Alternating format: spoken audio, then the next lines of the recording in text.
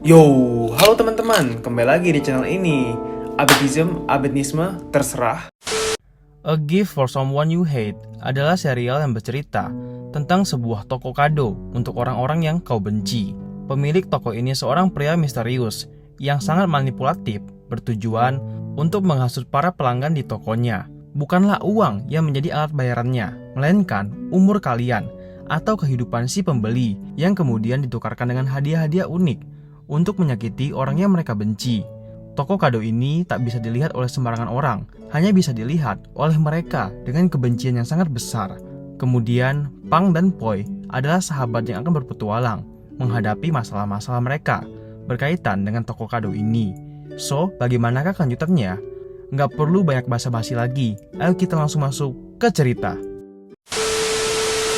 Kun Ploy atau Ploy, remaja yang tiba-tiba saja muncul di sebuah toko aneh.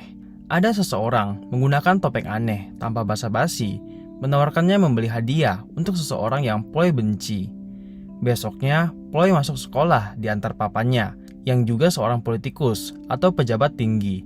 Ada seorang guru bernama Bu Kim yang memandang papa Ploy dengan tatapan aneh. Gadis ini adalah Pang, sahabat baiknya Ploy. Ia menceritakan kemenangannya tadi malam di audisi pencarian idol, yang rupanya Ploy sama sekali tak menonton penampilannya di TV. Pang agak kecewa, lalu tiba-tiba Ot muncul dari belakang, mengatakan kalau ia menonton acara Pang dan memuji bakatnya tersebut. Oh iya, buat yang belum tahu, Ot ini adalah teman sekelasnya mereka berdua. Kemudian seorang Pak Guru galak muncul menagih tugas menggambar Ploy yang remedial. Tingkah guru ini memang agak sengklek, ia sangat menjengkelkan. Nah, sewaktu guru itu berjalan pergi, tiba-tiba ia mengalami kejang-kejang dan seketika itu juga meninggal di tempat. Entah apalah yang terjadi tadi. Beberapa waktu kemudian, dua detektif bernama Cut dan Krit, juga medis, datang menginvestigasi kejadian. Ploy dan kedua temannya diwawancara terkait kematian guru ini. Mereka menceritakan semua, termasuk rupanya mereka ada pelajaran guru ini nanti. Dan Ploy baru akan memberikan hasil lukisannya yang remedial tadi. Lalu setelah ucapan tadi itu, wajah Ploy berubah, agak pucat. Sentak Bu Kim datang dan mencairkan suasana. Sewaktu mendata bukti-bukti di TKP, Cut, salah satu dari detektif, menemukan sebuah simbol di botol minum Pak Guru yang sepertinya dia tahu akan sesuatu. Siang harinya di kantin, Pang mengkhawatirkan sikap Ploy yang jadi agak pendiam sejak wawancara tadi. New Year, nama seorang gadis remaja yang sikapnya agak tengil, juga nakal. Gimana tidak, tiba-tiba saja ia mencari masalah. Bocah itu mengejek Pang penjilat Ploy yang cantik dan kaya. Pang selama ini berhasil karena Ploy. Lihat saja di Facebooknya, ucap New Year. Sepertinya itu sedikit benar, karena banyak orang di Facebook Ploy yang ia suruh untuk mendukung Pang sahabatnya. New Year juga menuduh Pang meminta-minta uang kepada Ploy. Lantas terjadilah pertengkaran di antara mereka yang berakhir di kantor sekolah. Ploy sebagai saksi diminta berbicara siapa yang salah duluan. Pang yang memulai masalah, ucap Ploy bersikap objektif. Nah, dari sini wajahnya kesal. Pang sangat kecewa mengapa sahabatnya tega berkata seperti itu di hadapan guru mereka, yang mana membuat Pang akhirnya diberikan peringatan. Polisi-polisi berkumpul mendiskusikan kasus kemarin. Kepala-kepala polisi berpangkat tinggi merendahkan Cut yang masih muda dan terlalu egois, kata mereka. Sebab Cut mengatakan ia percaya kalau kasus ini ada yang aneh dan sepertinya merupakan sebuah pembunuhan. Ucapannya itu cukup menentang data medis yang telah muncul, mengatakan kalau Pak Guru meninggal karena epilepsi. Tindakannya inilah yang membuat Cut akhirnya dikeluarkan dari penanganan kasus ini. Krit sebagai rekannya tak dapat berbuat banyak. Cut pun pulang ke rumah. Di kamarnya banyak sekali. Itu adalah kumpulan foto-foto di TKP dengan adanya bukti simbol dari toko hadiah untuk orang yang kita benci. Ternyata detektif ini sudah lama menyelidiki kasus seperti ini karena ia juga menemukan simbol seperti ini yang ada pada waktu kematian papanya. Pang pulang jalan kaki sebab kakaknya masih sibuk bekerja. Nah, tiba-tiba di sebelahnya muncul cahaya dari samping, yang mana itu adalah cahaya dari sebuah toko. Sudah jelas kita ketahui itu adalah toko hadiah untuk orang yang dibenci. Dan ya, juga ada si pria penjual misterius bertopeng. Lengkap juga memakai pengubah suara yang kita panggil saja Mr. B karena mukanya mirip babi. Oke, Mr. B menjelaskan tentang toko ini. Sebenarnya, hadiah untuk orang yang kita benci ada 4 tipe level. Yang pertama, untuk mempermalukan mereka. Kedua, menakut-nakuti mereka. Ketiga, membuat mereka terluka. Dan keempat, membunuh mereka. Contohnya saja payung ini level 4. Spontan tampak biasa saja, padahal di ujung payung ini ada pemicu petir yang dapat membunuh siapapun yang memakainya. Nah, Pang yang mulai mengerti kondisi ini, akhirnya meminta hadiah level 1. Itu adalah tisu toilet yang dilapisi ekstrak tumbuhan dari Indonesia. Dapat menyebabkan gatal parah untuk siapapun yang menyentuh. Pang bertanya soal harga. Mr. B berkata ia tak menerima uang, melainkan sisa kehidupan Pang. Mendengar kalimat itu, Pang berkata, enggak dulu ya. Mr. B cukup agak kecewa, tapi ia menasihati Pang untuk hati-hati, karena bisa saja hal seperti ini akan berbalik kepadanya. Dan mulai sekarang, Pang diminta ketika memegang sesuatu, harap perhatikan logo toko ini. Jika melihatnya, artinya Pang dibenci. Di rumahnya, Ploy menunggu Pang membalas pesan, yang sejak tadi ternyata cuma di-read saja. Itu membuat Ploy sakit hati. Besoknya, Pang berlatih dance untuk persiapan audisi idol mereka. Semuanya tampak baik-baik saja, sampai di mana pelatihnya menegur salah satu teman dari Pang. Ucapan pelatih itu cukup kejam dan menyayat hati teman Pang. Di tempat lain, Ploy sedang makan malam bersama sang papa, yang mana papanya ternyata sudah mengatur semua kehidupan Ploy, bahkan pekerjaan Ploy di luar negeri nanti. Anak ini cukup tertekan dengan tingkah laku sang papa, tapi apa boleh buat.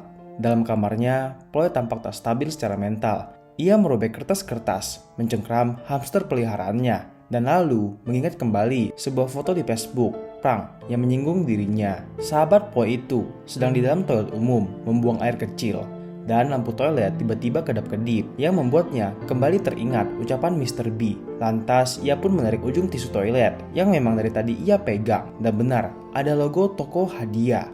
Itu adalah logo level 1. Perkataan Mr. B kemarin terbukti benar. Hadiah itu berbalik kepada Pang. Di kendaraan umum, semua orang merekam kelakuan Pang yang tiba-tiba menggaruk-garuk area bawahnya, yang mana sudah gatel banget. Sepulangnya di rumah, Pang melihat dirinya yang sudah viral di sosial media, di Facebook. Ia pun juga melihat New Year, si gadis yang berantem dengannya dulu. Ia men-share video-video viral dirinya yang kegatalan. Video itu pun mulai bertebaran di kalangan teman-temannya Pang di Facebook. Sampai di titik, ia menemukan sebuah status di Facebook dari Ploy yang cukup mencurigakan berbicara tentang level hadiah. Wah, apa itu? Pang kembali ke toko hadiah itu untuk bertanya siapakah yang mengerjai dirinya. Kami tak diizinkan memberitahu siapa pengirimnya. Itu adalah aturan toko, ungkap Mr. B. Tapi intinya adalah kita tahu benar siapakah yang paling membenci diri kita. Lalu Mr. B meminta nama orang yang dibenci oleh Pang. Wah, pintar banget nih babi. Dia tahu banget loh cara promosi dan cara masuk ke celah-celah hati orang gitu loh. Nah, lantas Pang atau Pang memberikan nama lengkap Ploy. Besok paginya di sekolah, Pang diantar oleh kakaknya yang memberikan semangat. Ia pun sudah siap berjalan masuk ke sekolah sambil mengenakan masker dan tak mempedulikan ucapan teman-teman yang mengejek. Kemudian New Year, bocah tengil sebelumnya muncul dan menghina dirinya habis-habisan, membuat Pang marah. Syukurnya saat itu juga Ot muncul menengahi. Di kelas, Ploy bertanya tentang kondisi Pang yang katanya sih sudah membaik. Gatal-gatalnya sudah hilang. Ploy bertanya tentang acara audisi Pang yang mana Pang memintanya jangan khawatir, cukup khawatirkan dirimu saja. Pang bertanya kepada Ploy, apa maksud kata hadiah dan level di status Facebookmu?